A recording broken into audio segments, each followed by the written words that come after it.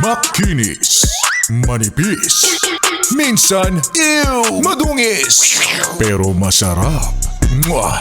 I-kiss. Sexy time na. Sexy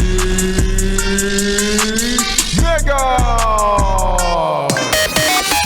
Happy solid Monday morning mga yes friend. Opo, Lunes na naman, hindi natin napigilan. Lunes na naman.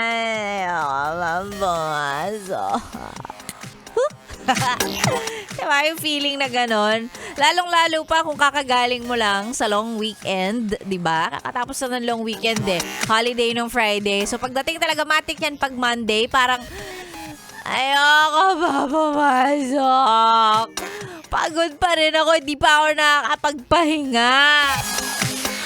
May mga ganun kasi talagang klase ng pagod na hindi talaga kayang mapawi ng long weekend or kahit gaano kahabang day off pa yan.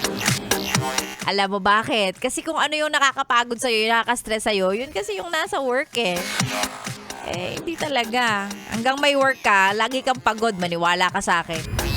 Kung ganitong araw, ngayong araw ng Lunes, tinatamad ka, diba? You are dragging yourself on your way to work.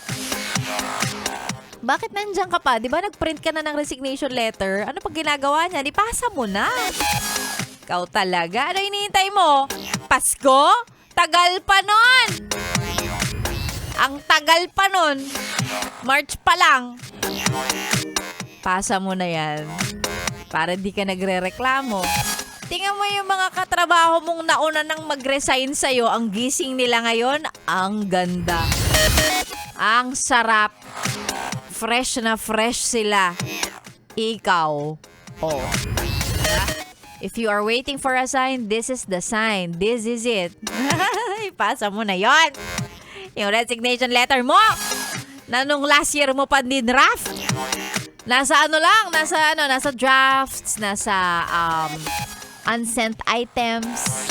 Yan. Pasa mo na yan. Kung ako sa'yo.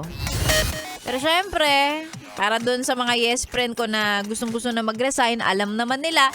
Pero hindi magawa kasi yung hirap ng buhay. Wait lang, wala pa tayong malilipatan. Sige lang. Tiis na lang muna tayo ngayong araw ng Monday. Yes, ngayong araw po ng Lunes tayo na naman ang magkakasama. Diyos ko, akalain mo yon? Magkasama lang tayo nung Sabado, eto na naman. Pero wag kang mag-alala. Ang dami kong ibibigay na dahilan sa'yo para you have something to look forward to. Ngayong araw hindi naman ngayong araw, but ngayong linggo ang huling linggo ng buwan. That means Holy Week na next week. Mahaba-haba yung pahinga mo next week. Isa pa, dahil ito ang huling linggo ng buwan, ibig sabihin, nalalapit na rin tayo sa araw ng sweldo. O diba? Tiis na lang tayo, be.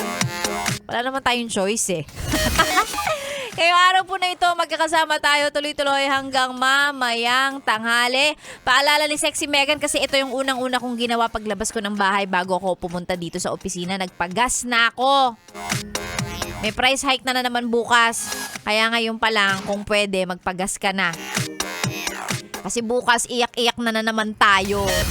May price hike na naman. And also, kung ano man ang pipiliin mong gawin ngayong araw ng Lunes, kaya maging busy sa trabaho o tumunganga habang nasa trabaho, make sure na ang mga radyo nakatune in sa 101.1 Yes FM. Ang mga pa-shoutout po ay pwede ninyong isend sa ating Facebook page, DJ Megan Yes FM. And then mamaya, subukan nating basahin ang mga pa-shoutout na yan. Sexy Megan na po ang inyong kasama hanggang mamayang tanghali para sa programang Chillax 101. Dito lang sa 101.1 Yes FM. Solid! Good morning, yes friend!